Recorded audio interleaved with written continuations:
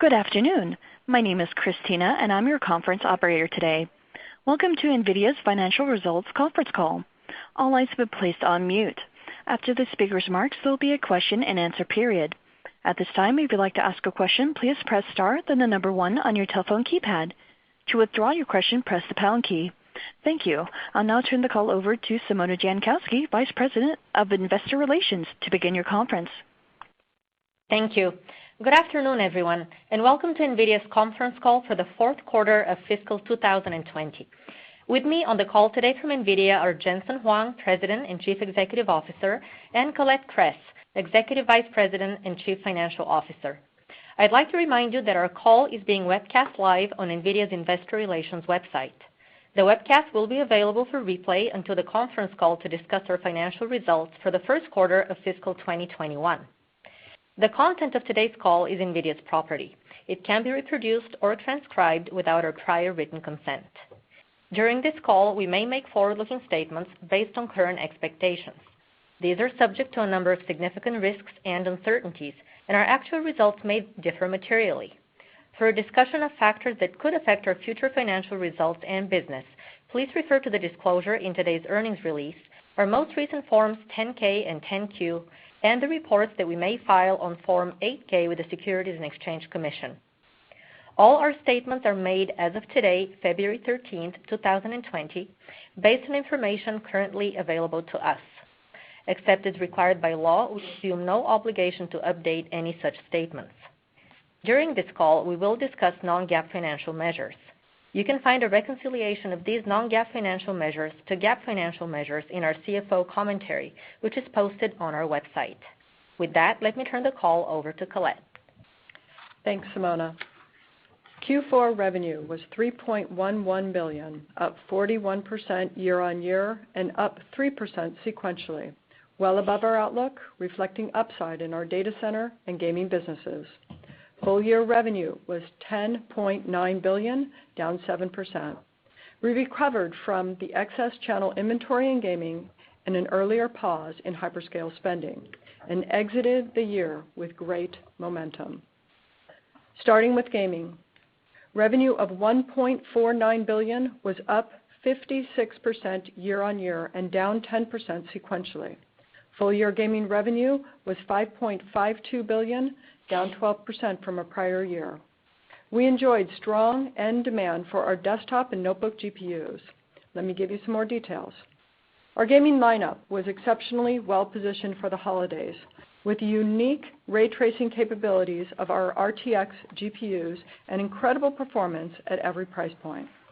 From the Singles' Day shopping event in China through the Christmas season in the West, channel demand was strong for our entire stack. Fueling this were new blockbuster games like Call of Duty Modern Warfare, continued esports momentum, and new RTX Super products. With RTX price points as low as $299, ray tracing is now the sweet spot for PC gamers. Gaming is thriving, and gamers prefer GeForce. The global phenomenon of esports keeps gaining momentum, with an audience now exceeding 440 million, up over 30% in just 2 years, according to Newzoo. The League of Legends World Championship brought more than 100 million viewers, on par with this month's Super Bowl. Ray tracing titles continue to come to market, and GeForce RTX GPUs are the only ones that support this important technology. This quarter, Wolfenstein Youngblood and Deliver Us the Moon were the latest titles to support ray tracing, as well as NVIDIA's deep learning super sampling technique, which also uses AI to boost performance. With the proliferation of RTX-enabled games and our best ever top-to-bottom performance, we are solidly into the Turing architecture upgrade cycle.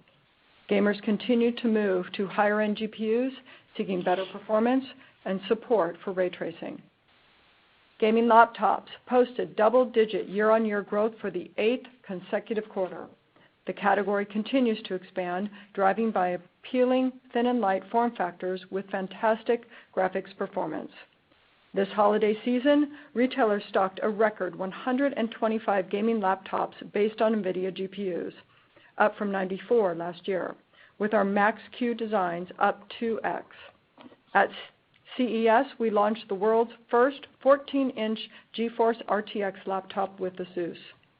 We also continue to expand our studio lineup of laptops for the fast-growing population of freelance creators, designers, and YouTubers, with 13 new RTX studio systems introduced at CES. Powered by Turing GPUs, these systems are optimized for over 55 creative and design applications with RTX accelerated ray tracing and/or AI. Last week, we launched our GeForce Now cloud gaming service. Powered by GeForce, GeForce Now is the first cloud gaming service to deliver ray trace games. It's also the only open platform so gamers can enjoy the games they already have and use their existing store accounts without having to repurchase games. GeForce Now enables PC games on Macs, Windows, PCs, TVs, mobile devices, and soon Chromebooks. GFN has a freemium business model that includes 2 membership plans, a free membership with standard access and a founders tier with a starting price of $4.99 per month, which gives priority access and RTX ray tracing support. Our goal with GeForce Now is to expand GeForce gaming to more gamers. About 80% of GeForce Now gamers are playing on underpowered PCs or devices with Mac OS or Android. With GeForce Now, they are able to enjoy PC gaming on a GeForce GPU in the cloud. GeForce Now can expand GeForce well beyond the roughly 200 million gamers we reach today. Separately, we entered into a collaboration with Tencent, the world's largest gaming platform, to bring PC gaming in the cloud to China, the world's largest gaming market. NVIDIA GPU technology will power Tencent's Start cloud gaming service, which is in early testing stages. Moving to data center. Revenue was a record $968 million, up 43% year-on-year and up 33% sequentially. Our strongest ever sequential growth in dollar terms. Full year fiscal year 20 data center revenue was a record, $2.98 billion, up 2% from the prior year. Strong growth was fueled by hyperscale and vertical industry and customers. Hyperscale demand was driven by purchases of both our training and inference products in support of key AI workloads such as natural language understanding, conversational AI, and deep recommendators. Hyperscale demand was also driven by cloud computing. AWS now makes the T4 available in every region. This underscores the versatility of the T4, which excels at a wide array of high-performance computing workloads, including AI inference, cloud gaming, rendering, and virtual desktop. Vertical industry growth was driven primarily by consumer internet companies. Other verticals, such as retail, healthcare, and logistics, continue to grow from early-stage build-outs with a strong foundation of deep learning engagements. And we see an expanding set of opportunities across high-performance computing, data science, and edge computing applications. T4, our inference platform, had another strong quarter, with shipments up 4x year-on-year, driven by public cloud deployments, as well as edge AI video analytics applications. T4 and V100, reflecting strong demand for inference and training, respectively, set records this quarter for both shipments and revenue. Even as NVIDIA remains the leading platform for AI model training, NVIDIA's inference platform is gaining wide use by some of the world's leading enterprise and consumer internet companies, including American Express, Microsoft, PayPal, Pinterest, Snap, and Twitter. The industry continues to do groundbreaking AI work for NVIDIA. For example, Microsoft's biggest quality improvements made over the past year in its Bing search engine stem from its use of NVIDIA GPUs and software for training and inference of its natural language understanding models. These DNN transformer models, popularized by BERT, have computational requirements for training that are in the order of magnitude higher than earlier image-based models. Conversational AI is a major new workload requiring GPUs for inference to achieve high throughput within the desired low latency. Indeed, Microsoft cited an inference throughput increase of up to 800x on NVIDIA GPUs compared with CPUs, enabling it to serve over 1 million BERT inferences per second worldwide. And just this week, Microsoft researchers announced a new breakthrough in natural language processing with the largest ever publicized model trained on NVIDIA DGX2. This advances the state of the art for AI assistance in tasks such as answering questions, summarization, and natural language generation. Recommendators are also an important machine learning model for the Internet, powering billions of queries per second. The industry is moving to deep recommendators, such as wide and deep model, which leverage deep learning to enable automatic feature learning and to support unstructured content. Running these models on GPUs can dramatically increase inference throughput and reduce latency compared with CPUs. For example, Alibaba's and Baidu's recommendation engines run on NVIDIA AI, boosting their inference throughput by orders of magnitudes beyond CPUs. Deep recommendators enabled Alibaba to achieve 10% increase in click-through rates. We also announced the availability of a new GPU accelerated supercomputer on Microsoft Azure.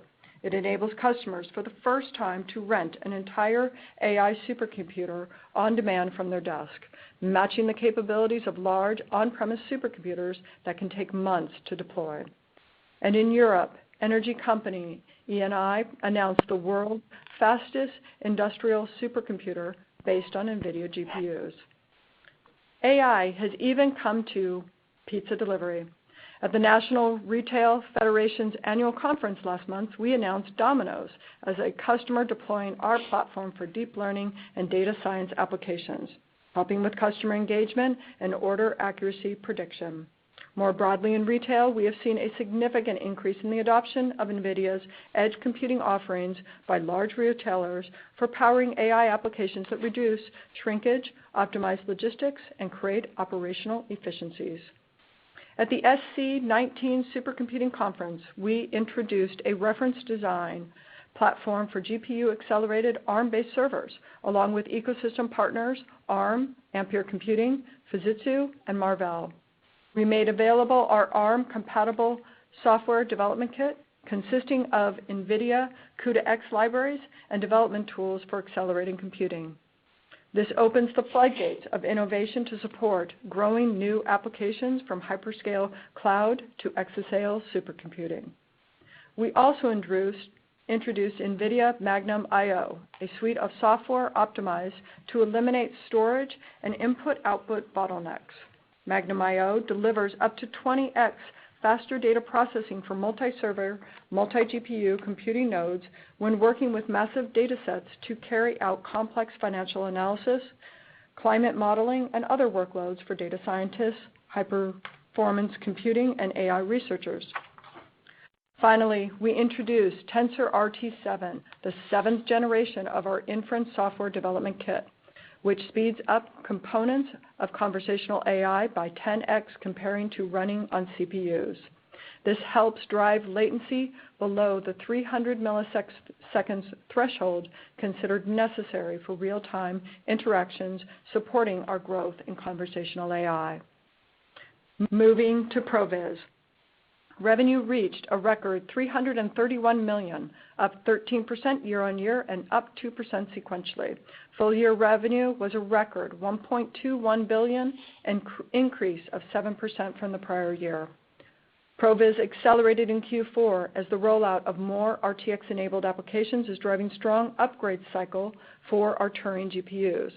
RTX is also opening up new market segment opportunities, such as rendering and studio for freelance creatives. In November, V-Ray, Arnold, and Blender software renderers began shipping with RTX technology. These join our leading creative and design applications, including Premiere Pro, Dimension, SolidWorks, CATIA, and Maya. With RTX, these applications enable enhanced creativity and notable productivity gains. In Blender cycles, for example, real-time rendering performance is boosted 4x versus a CPU. RTX is now supported by more than 40 leading creative and design applications, reaching a combined user base of over 40 million. Finally, turning to automotive. Revenue was $163 million, flat from a year ago and up 1% sequentially. Full-year revenue reached a record $700 million, up 9% year-on-year. During the quarter, we announced Drive AGX Orin, the next-generation platform for autonomous vehicles and robots. Powered by our new Orin SoC and delivering nearly 7x the performance of the previous generation Xavier SoC, the platform scales from level 2 plus AI-assisted driving up to level 5, fully driverless operation. Orin is software-defined and compatible with Xavier, allowing developers to leverage their investment across multiple product generations. Moving to the rest of the P&L. Q4 GAAP gross margins was 64.9% and non-GAAP was 65.4%, up sequentially, largely reflecting a higher contribution of data center products. Q4 GAAP operating expenses were $1.02 billion and non-GAAP operating expenses were $810 million, up 12% and 7% year-on-year respectively. Q4 GAAP EPS was $1.53, up 66% from a year earlier. Non-GAAP EPS was $1.89, up 136% from a year ago. Q4 cash from operations was $1.46 billion. Fiscal year 20 cash flow from operations was a record $4.76 billion. With that, let me turn the outlook for the first quarter of fiscal 2021. The outlook does not include any contribution from the pending acquisition of Mellanox. We are engaged and progressing with China on the regulatory approval and believe the acquisition will likely close in the first part of calendar 2020.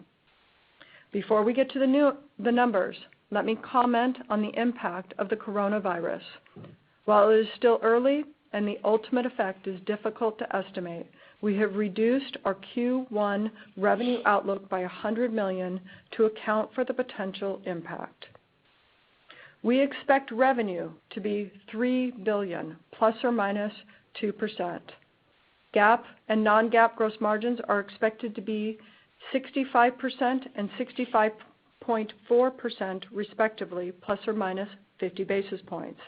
GAAP and non-GAAP operating expenses are expected to be approximately $1.05 billion and $835 million respectively. GAAP and non-GAAP OI&E are both expected to be income of approximately $25 million. GAAP and non-GAAP tax rates are both expected to be 9%, plus or minus 1%, excluding discrete items. Capital expenditures are expected to be approximately $150 million to $170 million. Further financial details are included in the CFO commentary and other information available on the IR website. In closing, let me highlight an upcoming event for the financial community. We will be at the Morgan Stanley Technology, Media, and Telecom Conference on March 2nd in San Francisco. With that, we will now open the call for questions. Operator, will you please poll for questions? As a reminder, to ask a question, you'll need to press star then the number 1 on your telephone keypad. To withdraw your question, press the pound key. In the interest of time, please limit yourself to one question. And our first question comes from the line of Toshiya Hari with Goldman Sachs.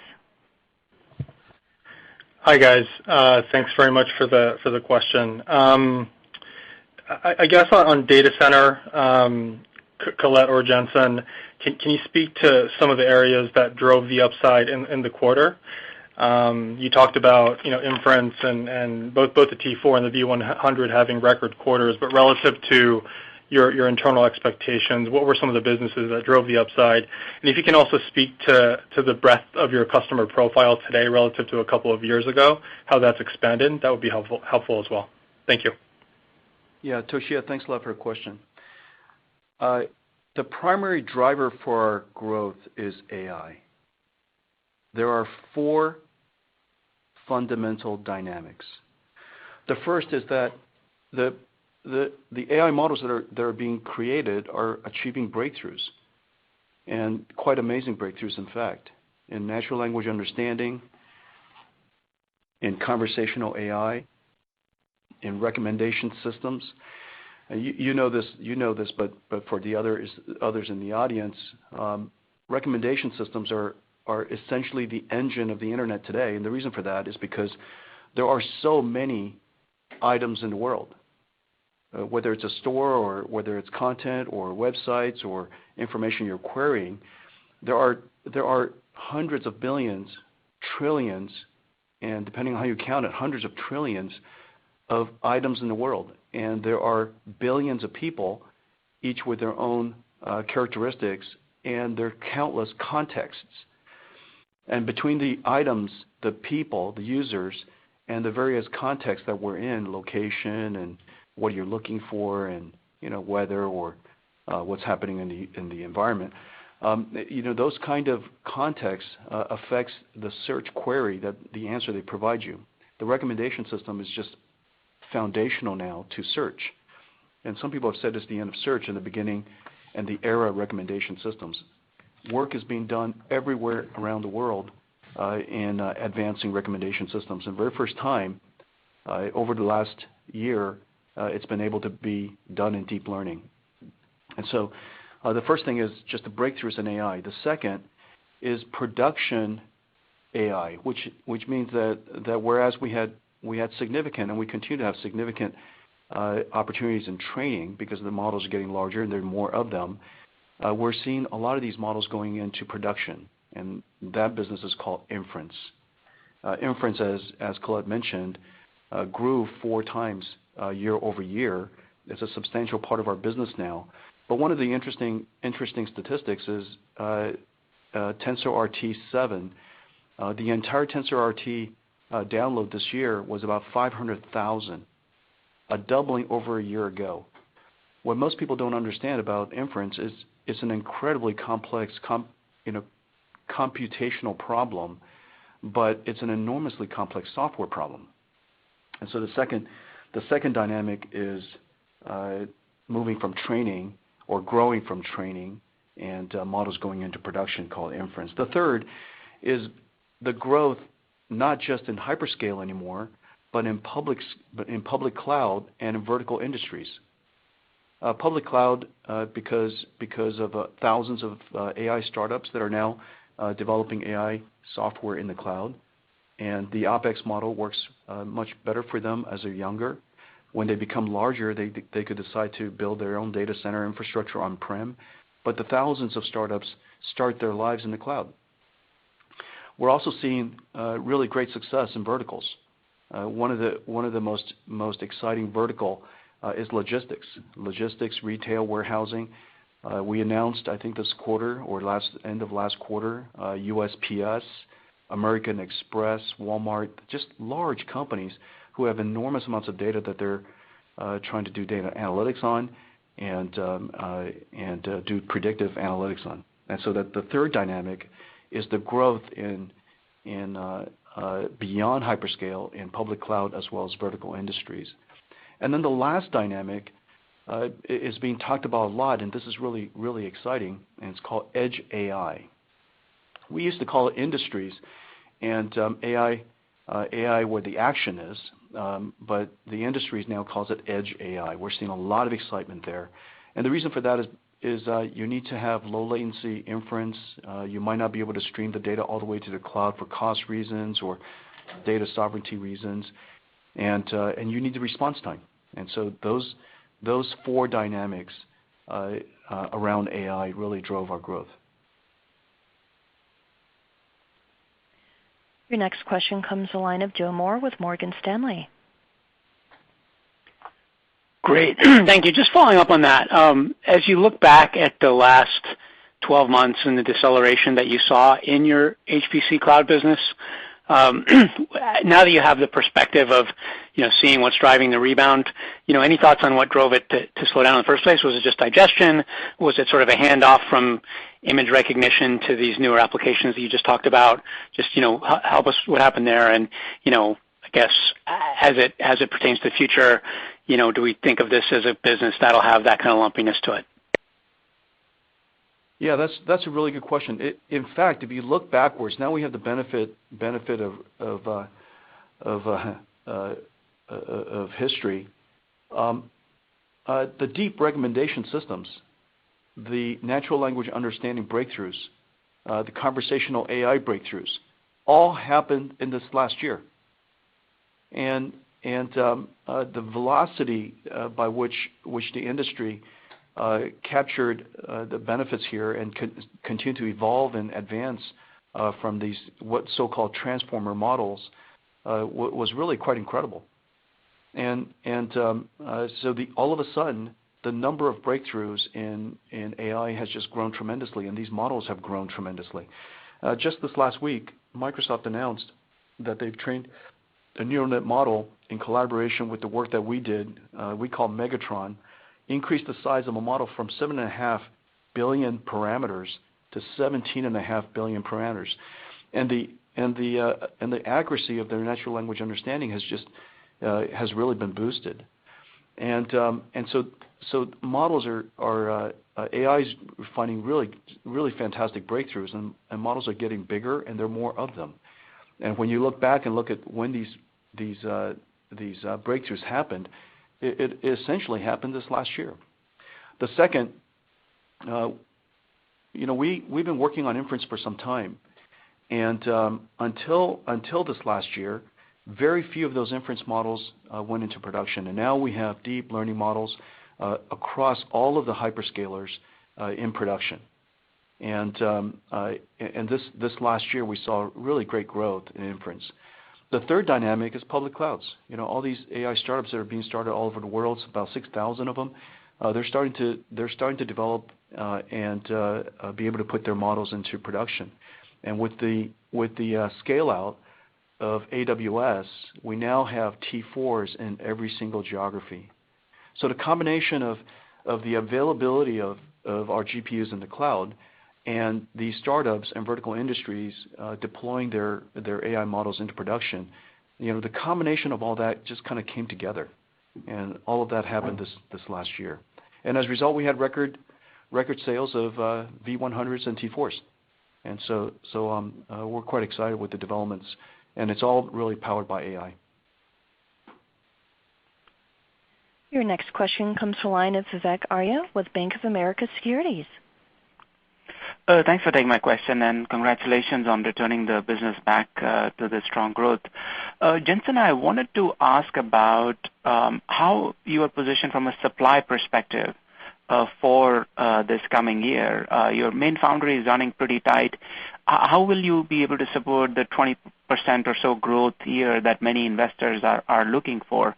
If you could just give us some commentary on how you're positioned from a supply perspective, that'll be very helpful. Well, I think we're in pretty good shape on supply. We surely won't have ample supply.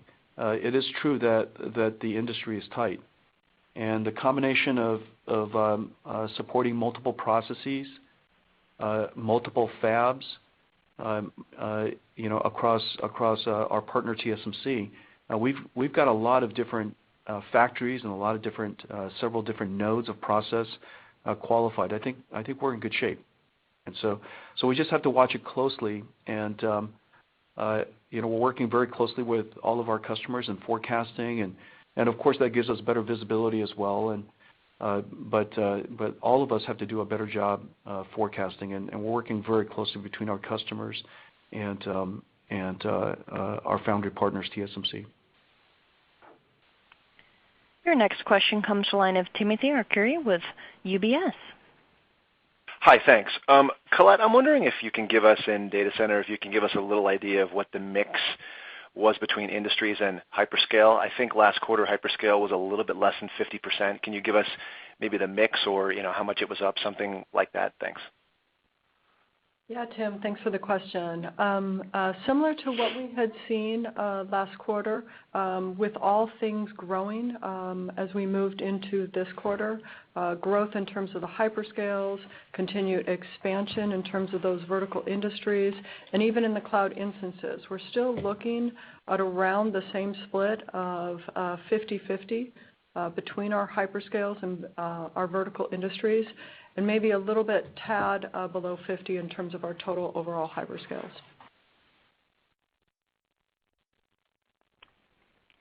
Your next question comes to the line of Aaron Rakers with Wells Fargo.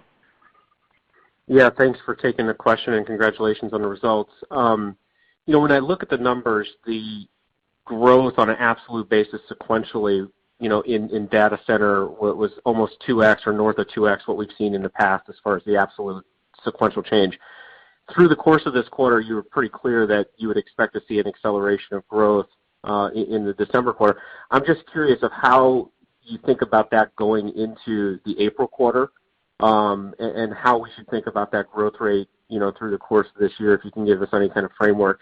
And Jensen, just curious, as you think about the bigger picture, where do you think we stand from an industry perspective today in terms of the amount or the attach rate of GPUs for acceleration in the server market, and where do you think that might be looking out over the next 3 years or so? Thank you. Thanks, Aaron. Colette, do you want to go first? Sure. When we think about going into Q1 and our data center overall growth, we do expect to see continued growth both going into Q1. We believe our visibility still remains positive quite well, and we're expecting that as we move into it and go forward. Yeah, Aaron. I believe that every query on the internet will be accelerated someday. And at the very core of it, almost all queries will have some natural language understanding component to it. Almost all queries will have to sort through and make a recommendation from the trillions of possibilities, filter it down, and recommend a handful of recommended answers to your queries. Whether it's shopping or movies or just asking locations or even asking a question, the number of the possibilities of all the answers versus what is best answer needs to be filtered down. And that filtering process is called recommendation. That recommendation system is really complex. And deep learning is going to be involved in all of that. That's the first thing. I believe that every query will be accelerated. The second is as you know, CPU scaling has really slowed. And there's just no two ways about it. It's not a marketing thing, it's a physics thing. And the ability for CPUs to continue to scale without increasing cost or increasing power has ended. And it's called the end of Dennard scaling. And so there has to be another approach. The combination of the emergence of deep learning and the use of artificial intelligence and the amount of computation that's necessary for every single query, but the benefit that comes along with that, and the end of Dennard scaling suggests that there needs to be another approach, and we believe that approach is acceleration. Now, our approach for acceleration is fundamentally different than an accelerator. Notice we never say accelerator, we say accelerated computing. And the reason for that is because we believe that a software-defined data center will have all kinds of different AIs. The AIs will continue to evolve. The models will continue to evolve and get larger. And a software-defined data center needs to be programmable. It is one of the reasons why we've been so successful. And if you go back and think about all the questions that have been asked of me over the last 3 or 4 years around this area, the consistency of the answer has to do with the programmability of architecture, the richness of the software, the difficulties of the compilers, the ever-growing size of the models, the diversity of the models, and the advances that these models are creating. And so we're seeing the beginning of a new computing era. And a fixed function accelerator is simply not the right answer. And so we believe that the future is going to be accelerated. It's going to require an accelerated computing platform. And software richness is really vital so that these data centers could be software defined. And so I think that we're in the early innings, very, very early innings of this new future. And I think that accelerated computing is going to become more and more important. Your next question comes from the line of Matt Ramsey with Cowen. Thank you very much. Good afternoon, and obviously congratulations on the data center success. I wanted to ask a little bit, Colette, about you took $100 million out for coronavirus, and I wanted to ask a little bit about how you got to that number. Really two pieces. One, if you could remind us, maybe in terms of units or revenue, what percentage of your gaming business is within China? And as you looked at that $100 million that you put out of the guidance, are you thinking about that from a demand destruction perspective, or are you thinking about it from something in the supply chain that might limit your sales? Thank you. Sure. Thanks for the question, Matt. So it's really still quite early in terms of trying to figure out what the impact from the overall coronavirus may be. So we're not necessarily precise in terms of our estimates. Yes, our estimates are split between an impact possibly on gaming and data center, and split pretty much equally. The $100 million also reflects what may be supply challenges or maybe overall demand. But we're still looking at those to get a better understanding where we think that might be. In terms of our business and our business makeup, yes, our overall China business for gaming is an important piece. We about 30% of our overall China gaming as a percentage of our overall gaming business. For data center, it moves quite a bit. They are a very important market for us, but it moves from quarter to quarter just based on the overall end customer mix as well as the system builders that they may choose. So that one's a little harder to determine. Your next question comes from the line of Harlan Sur with J.P. Morgan. Good afternoon, and congratulations on the strong results and guidance. On cloud gaming, yeah, no problem. Good to see the recent launch of your GeForce Now service. But on the partnership with Tencent on cloud gaming, seems like Tencent should have a smoother transition to the cloud model. They are the largest gaming company in the world, so they own many of the games. They also have their own data center infrastructure already in place. But how is the NVIDIA team going to be supporting this partnership? Is it going to be via your GeForce Now hardware framework, or will you just be supporting them with your standalone GPU products? And when do you expect the service to go mainstream? Let's see. Tencent is the world's largest publisher. China represents about a third of the world's gaming. And transitioning to the cloud is going to be a long-term journey. And the reason for that is because internet connection is not consistent throughout the entire market, and a lot of applications still needs to be onboarded. And we're working very closely with them. We're super enthusiastic about it. If we're successful long term, we're talking about an extra billion gamers that we might be able to reach. And so I think that this is an exciting opportunity, just a long-term journey. Now here in the West, we've had a lot more opportunity to refine the connections around the world, and working through the data centers, the local hubs, as well as people's Wi-Fi routers at home. And so we've been in beta for quite some time, as you know. And here in the West, our platform is open, and we have several hundred games now, and we're in the process of onboarding another 1,500 games. We're the only cloud platform that's based on Windows and allows us to be able to bring PC games to the cloud. And so the reach is we've had more experience here in the West with reach, and we obviously have a lot more games that we can onboard. But I'm super enthusiastic about the partnership we have with Tencent.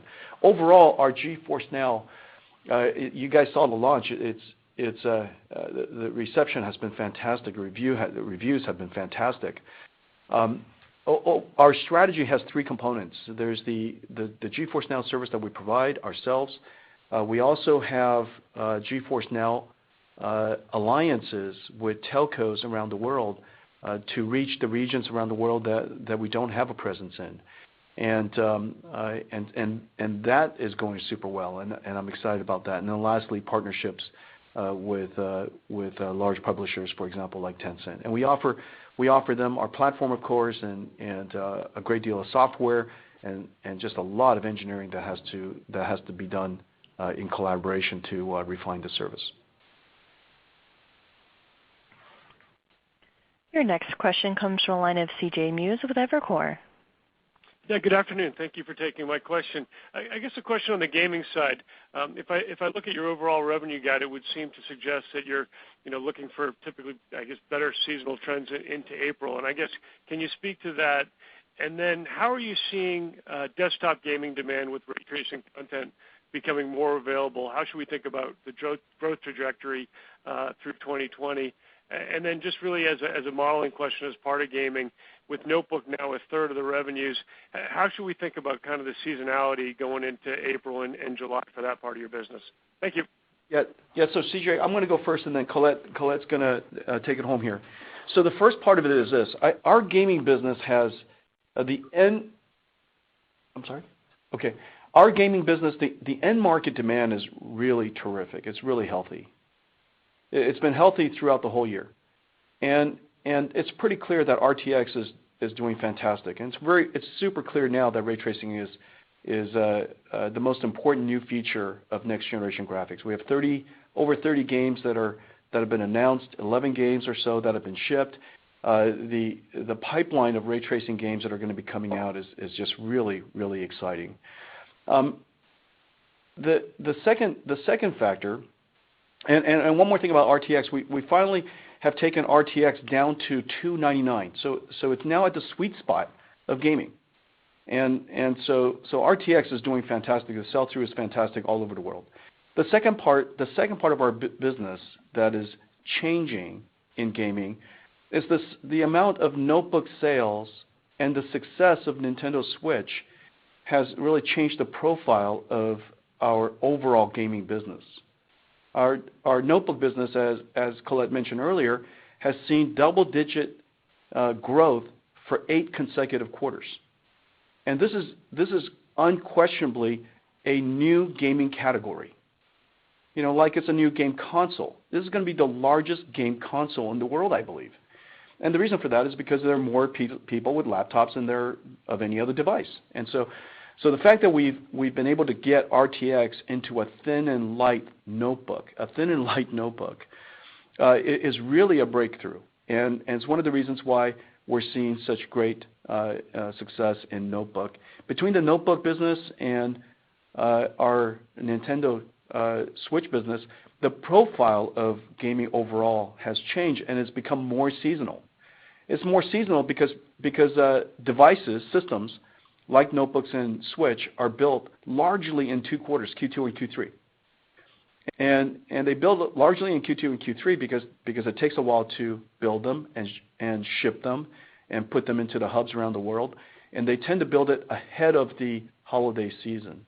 And so that's one of the reasons why Q3 will tend to be larger and Q4 will tend to be more seasonal. Q1 will tend to be more seasonal than the past. But the end demand is fantastic. RTX is doing great. And part of it is just a result of the success of our notebooks. I'm going to hand it over to Colette. Yeah, so with that from a background, and you think about all those different components that are within gaming, the notebook, the overall Switch, and of course, all of the ray tracing that we have in terms of desktop.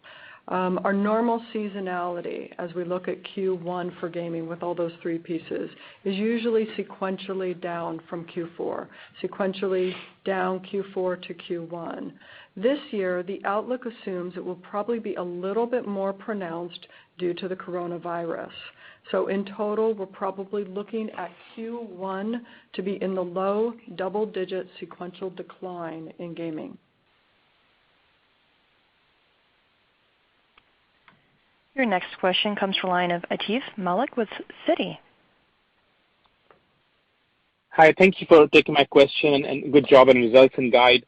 On the same topic, coronavirus, Colette, I'm a bit surprised that the guidance, the range on the guidance is not wider versus historic. Can you just talk about why not widen the range and what went into that $100 million hit from the coronavirus? Atif, thanks for the question. Again, it's still very early regarding the coronavirus. Our thoughts are out with both the employees, the families, and others that are in China. So our discussions both with our supply chain that is very prominent in the overall Asia region, as well as our overall AIC makers, as well as our customers, is about as timely as we can be. And that went into our discussion and our thoughts on the overall guidance that we gave into our $100 million. We'll just have to see how the quarter comes through, and we'll discuss more when we get to it. But at this time, that was our best estimate at this time. Your next question comes from the line of William Stein with SunTrust. Great. Thanks for taking my question. Jensen, I'd love to hear your thoughts as to how you anticipate the inference market playing out. Historically, NVIDIA's had, essentially all of the training market and little of the inference market. In the last year and a half or so, I think that's changed, where you've done much better in inference. Now you have the T4 in the cloud, you have EGX at the edge, and you have Jetson, I think is what it's called, at the sort of endpoint device. How do you anticipate that market for inference developing across those various positions, and how are you aligning your portfolio for that growth? Yeah, thanks a lot, Will. Let's see, I think historically, inference has been a small part of our business because AI was still being developed. Deep learning, AI is not historical AI. Classical machine learning weren't particularly suited for GPUs and weren't particularly suited for acceleration. It wasn't until deep learning came along that the amount of computation necessary is just extraordinary. And the second factor is the type of AI models that were developed. Eventually, the type of models related to natural language understanding and conversational AI and recommendation systems, these require instantaneous response. The faster the answer, the more likely someone is going to click on the answer. And so you know that latency matters a great deal, and it's measurable. The effect on the business is directly measurable. And so for conversational AI, for example, we've been able to reduce the latency of the entire pipeline from speech recognition to the language processing to, for example, fix the errors and such, come up with the recommendation, to text to speech, to the voice synthesis. That entire pipeline could take several seconds. We run it so fast that it's possible now for us to process the entire pipeline within a couple of 100 to 300 milliseconds. That is in the realm of interactive conversation. Beyond that, it's just simply too slow. And so the combination of AI models that are large and complex, that are moving to inference, moving to production, and then secondarily, conversational AI and latency-sensitive models and applications where our GPUs are essential. Now moving forward, I think you're going to see a lot more opportunities for us in inference. The way to think about that long term is acceleration is essential because of end-of-Dennard scaling. Process technology is going to demand that we compute in a different way. And the way that AI has evolved and deep learning, it suggests that acceleration on GPUs is just a really phenomenal approach. Data centers are going to have to be software defined. And I think that, as I mentioned, I think I mentioned earlier to another question, I believe that in the future the data center will all be accelerated. It will all running AI models, and it will be software defined, and it will be programmable, and having an accelerated computing platform is essential. As you move out to the edge, it really depends on whether your platform is software defined, whether it has to be programmable, or whether it's fixed functioned. There are many devices where the inference work is very specific. It could be something as simple as detecting changes in temperature or changes in sound or detecting motion. Those type of inference models could still be based on deep learning. It's function specific. You don't have to change it very often, and you're running one or two models at any given point in time. And so those devices are going to be incredibly cost effective. I believe those AI chips, you're going to have AI chips that are 50 cents, $1, and you're just going to put it into something, and it's going to be doing magical detections. The type of platforms that we're in, such as self-driving cars and robotics, the software is so complicated, and there's so much evolution to come yet, and it's going to constantly get better. Those software-defined platforms are really the ideal targets for us. And so we call it AI at the edge computing devices. One of the edge computing devices I'm very excited about is what people call mobile edge, or basically 5G telco edge. That data center will be programmable. We recently announced that we partnered with Ericsson, and we're going to be accelerating the 5G stack. And so that needs to be a software-defined data center. It runs all kinds of applications, including 5G, and those applications are going to be, those opportunities are fantastic for us. Your next question comes from the line of Mark Lipacis with Jefferies. Thanks for taking my question. Jensen, I guess I had a question about your, how you think about the sustainability of your market position in the data center. And I guess in my simplistic view, about 12 years ago, you made an out of consensus call to invest in CUDA software distributed to universities. Neural networking took off, and you were the de facto standard, and here we are right now. And for me, what's interesting to hear is that the demand that you're seeing today for your products is from markets that just developed within the last year. And my question is, how do you think about your investment, your R&D investment strategy to make sure that you are staying way ahead of the market, of the competition, and even your customers who are investing in these markets too? Thank you. Yeah, thanks, Mark. Our company has to live 10 years ahead of the market. And so we have to imagine where the world's going to be in 10 years' time, in 5 years' time, and work our way backwards. Now, our company is focused on one singular thing. The simplicity of it is incredible. And that one singular thing is accelerated computing. And accelerated computing is all about the architecture, of course. It's about the complicated systems that we're in, because throughput is high. When our acceleration, when we can compute 10, 20, 50, 100 times faster than the CPU, all of a sudden everything becomes a bottleneck. Memory's a bottleneck, networking's a bottleneck, storage is a bottleneck, everything's a bottleneck.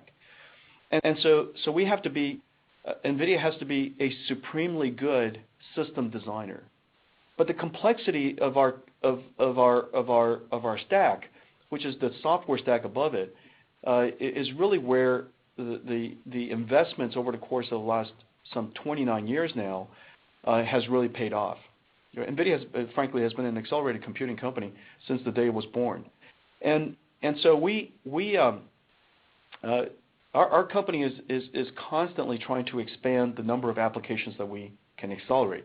Of course, computer graphics was an original one, and we're reinventing it with real-time ray tracing.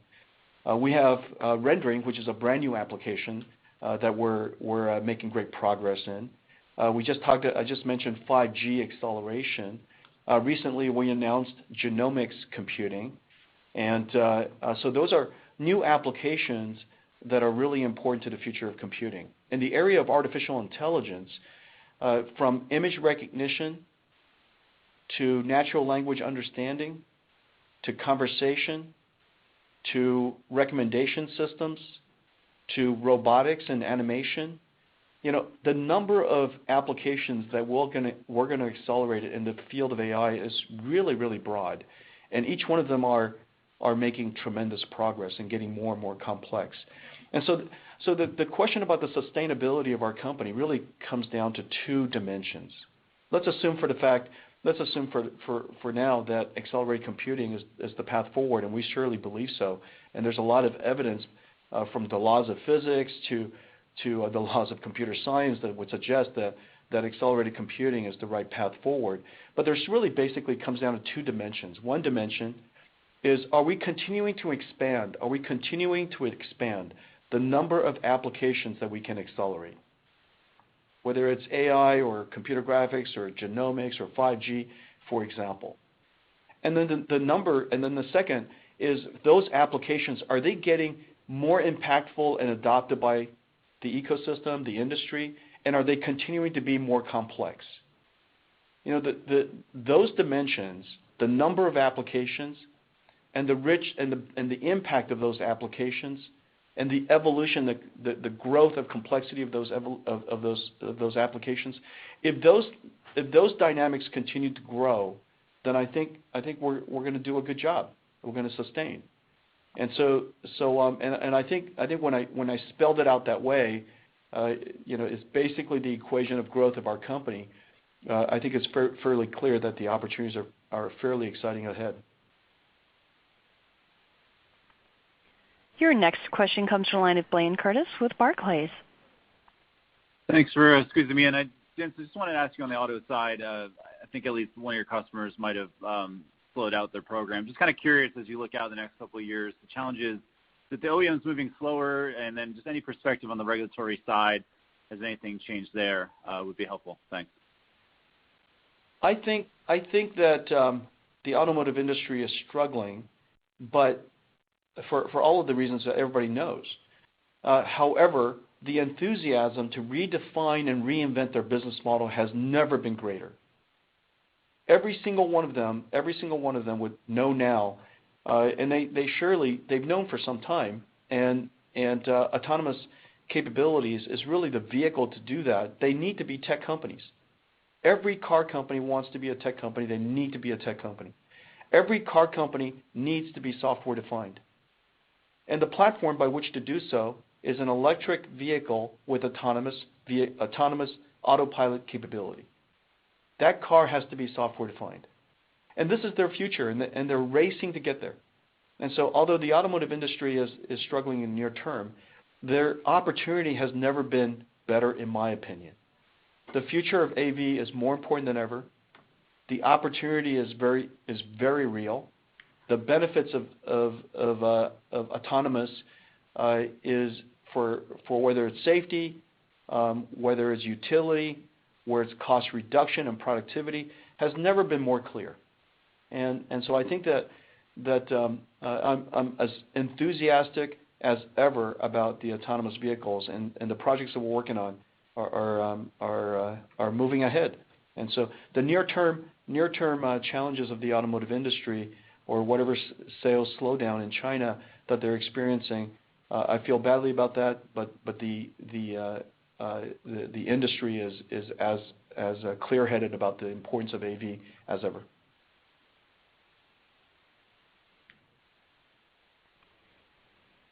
I'll now turn the call back over to Jensen for any closing remarks.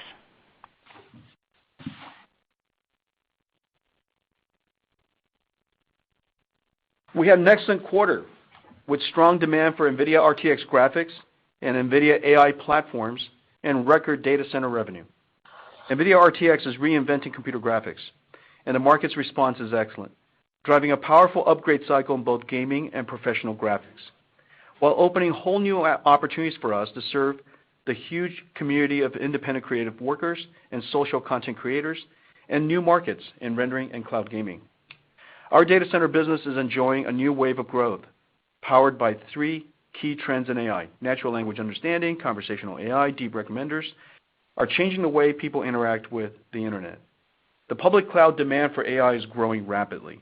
And as AI shifts from development to production, our inference business is gaining momentum. We'll be talking a lot more about these key trends and much more at next month's GTC conference in San Jose. Come join me. You won't be disappointed. Thanks, everyone.